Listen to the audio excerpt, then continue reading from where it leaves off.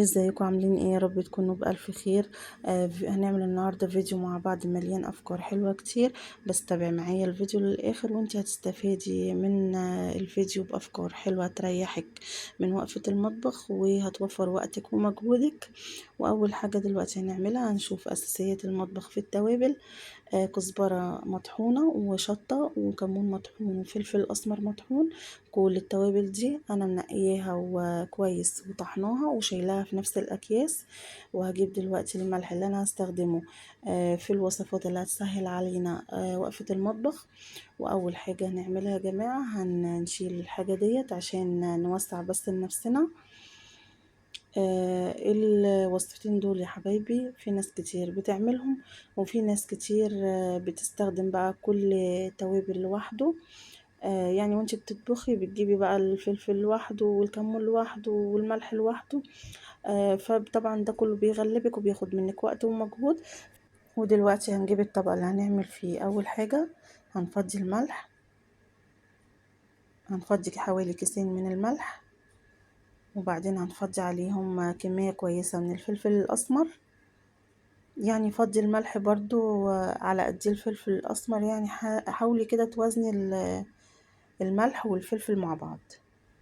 بجد بنات الأفكار دي سهلة وبسيطة، بس هتريحك طبعا من وقفة المطبخ الطويلة كده اللي احنا كلنا بنعاني منها. وده الفلفل الأسمر هنبتدي بقى نضيفه على الملح. تمام كده يا بنات، اهو ضيفي الفلفل الأسمر على الملح وضيفي معاه الشطة. كده يبقى انت عملتي برطمان كامل من التوابل الأساسية اللي هتعملي بيها أكلك كله، طبعا اللي هو اللحوم والفراخ وأي حاجة طبعا من الحاجات اللي انتوا عارفينها دي بيتحط لها فلفل أسمر. فانت هتضيفي لي الملح، كده كده انت بتحطي ملح وفلفل أسمر، فبدل ما تاخدي برطمان من هنا وبرطمان من هنا وتفتحي وتعملي وتعطلي نفسك وانت بتطبخي، لا، كل التوابل دي كلها اهو هتبقى مع بعض. اما التوابل بقى الاضافيه انت وراحتك بقى بتحطيها في برطمانات تستخدميها او بتخلطيها برضو كلها مع بعض. فانت اهم حاجه ان احنا نستفاد من وقتنا ومن مجهودنا، نختصر الموضوع يعني ونخلطهم كده على بعض. كده انت عملتي اهو برطمان من الفلفل الاسمر والملح مع بعض وسهلت عليكي وقفه المطبخ. وكده اول فكرة عملناها بنات، وهنبتدي نقلبه كويس قوي لغاية اما كله يختلط ببعضه وما يبانش اي حاجة فيه ان هي لوحديها. اهو بصوا، وبعد ما قلبته كويس بقى كنت مجهزة البرطمانات وغسلها كويس ومنشفيها. ودلوقتي هبتدي اعبي البرطمان اللي انا هستخدمه في المطبخ اهو. بصوا، الكيسين دول هيملوا برطمان واكتر. عايزه اقول لكم ان انت ممكن تعملي كيسين وتلاتة واربعة، بس هو ده اللي كان متوفر عندي دلوقتي. فانا استخدمتهم اهو، عملوا لي البرطمان ده وهيعملوا لي البرطمان اللي هوريه لكم دلوقتي. فانت كل ما يخلص البرطمان ده من عندك هتبتدي تمليه بقى من البرطمان التاني اللي احنا هنملاه دلوقتي مع بعض. وبكده انت عملتي برطمان للاستخدام وهتشيلي برطمان كبير للخزين. اما كل اللي يخلص عندك هتعرفيه برطمانات الخزين. تمام كده يا بنات، اهو بصوا. دلوقتي انا ضفت كيس ملح برضو وفلفل اسمر تاني وبزود الكمية. الحاجة دي يا بنات بتقعد معاكي مدة طويلة، وبتخليكي بقى ايه مش شايله هم ان انت بقى تجيبي فلفل اسمر لوحده وملح لوحده. لا خلاص، انت حاجتك جاهزه. واول ما تيجي بقى تعملي بيها الاكل بتلاقيها جاهزه قدامك، ما بتبصيش ل100 حاجه بقى في وقت واحد. خلاص كده يا بنات خلصت وهعبي بقى البرطمان.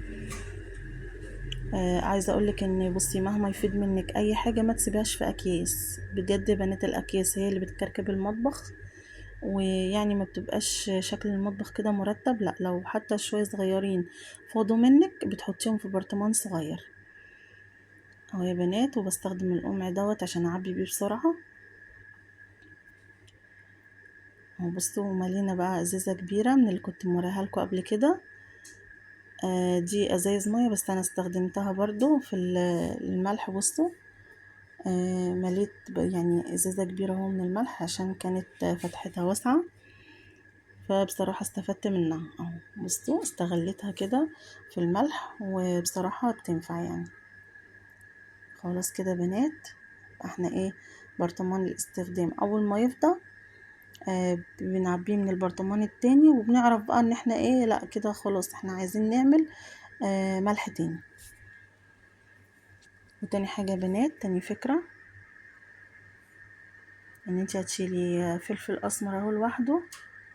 يعني اللي حابب يكتر فلفل اسمر في الاكل، كده انا ضفتلك فلفل اسمر لوحده، وعملتلك برطمانين من الملح والفلفل والشطة، علشان ما تحيريش نفسك.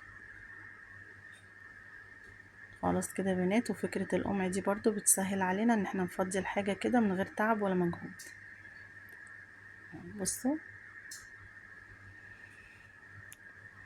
وتاني حاجة يا بنات هنعملها نفس الفكرة برضو، بس احنا هنعملها على الكمون اهو. بصوا انا كنت طحنه ومجهزاه برضو ومنقيه كويس. عايزه اقول لكم بجد الكمون بيبقى فيه طوب وزلط كده رفيع قوي.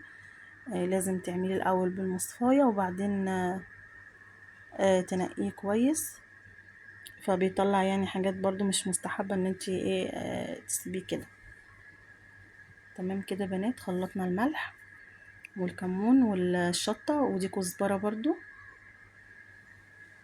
اهو. لا تقريبا يا بنات اخر حاجه دي الكمون، والاولانيه الكزبره. وهتبتدي برضو تقلبيه كويس قوي لغايه اما كلهم كده يتخلطوا كويس مع بعض، ومفيش حاجه تبان ان هي لوحديها. ودي تاني فكره برضو يا بنات هتسهل عليك وقفه المطبخ، وهتدعيلي ان شاء الله من الافكار البسيطه دي. حبايبي اللي لسه ما اشتركوش طبعا ينورني اشتراككم ويسعدني يا جماعه كومنتاتكم الجميله اللي بتحمسني طبعا اعمل فيديوهات تانية كتير. كده خلاص يا بنات، هعبي اول برطمان ده اللي هستخدمه. وتاني برطمان يا بنات ده اللي هشيله كخزين. اول ما يخلص ده هعبي من ده برضو، بس انتي ممكن تعملي كمية اكبر من كده بكتير. وده الكمون يا بنات سبته كده بعد ما نقيته، وسبته لاي حد يغلي منه اهو في برطمان كده. بصوا برطمانات الطحينة دي برضو بتنفع، والعسل. خلاص كده هعبي التاني، وبكده اول ما يخلص منك الاولاني وتعبي من التاني بتعرفي انك انتي كده خلصتي، ومحتاجة بقى كمون تاني وملح، وتعملي نفس الحكاية دي. والكمون اللي هيتفضل منك يستحسن ان انت تشيليه في الفريزر او في التلاجة، واول ما تيجي تجيبيه طبعا تعرفي ان انت خلصتي فهتجيبي غيره. كده خلاص كل حاجة بقت جاهزة. هبتدي اربط بقى الكمون اللي فاض مني اهو. بصوا، وهضيفه في علبة تلاجة، وهحتفظ بيه في الفريزر او في التلاجة، علشان انتوا عارفين الجو حر والحاجات دي بتسوس بسرعة. بس وعايزة اقولك ان انت بقى ممكن تجيبي برطمانات كبيرة تخلطي فيها ملح كتير، يعني برطمانات حوالي اللي هي الكيلو ديت، هتعملي كمية حلوة هتقضيكي وقت كبير، تقضيكي مدة طويلة يعني. تمام يا بنات. بس الكمون لقيت البرطمان ده افضل يعني، رحت حطيته فيه عشان استخدم ايه التاني لأي حاجة تانية. ودي بنات الفشار فضيته في برطمان، والنعناع هنفضيه برضو في علبة كده كان فيها غزل البنات اهو. بصوا الحاجات دي بنات حلوة برضو، لو انتي مثلا ما عندكيش علب تلاجة او برطمانات. بصي بجد العلبة ديت جميلة في النعناع اهو. خلاص كده فضيته. والنعناع ده يا بنات عايزة اقولكم ان انا نشفته بطريقة حلوة قوي، وغسلته بطريقة سهلة، ان شاء الله هبقى اعملها معاكم. طبعا احنا ساعات بنكسل نجيب النعناع عشان لسه هنقرطف بقى وهنغسله، وبعد كده يعني ليه خطوات كتيرة انا عملتها، خطوات سهلة وبسيطة، وهبقى اوريها لكم في اي فيديو ان شاء الله. دلوقتي هجيب التوابل الستانلس دي، انا غسلها كويس وشايلاها، بس دلوقتي احتجتها في الشطة. فدلوقتي هفضي فيها الشطة عايزة اقول لكم ان ما تخليش ولا كيس في مطبخك، هو ده اللي بيكركب الدنيا. حتى لو كانت الشطة مثلا كتير او اي توابل كتيرة، فضيها في برطمان كبير واستخدمي منها في برطمانات صغيرة. تمام يا بنات، اهو خلصنا. وهنفضي دلوقتي الكركديه اهو. بصوا،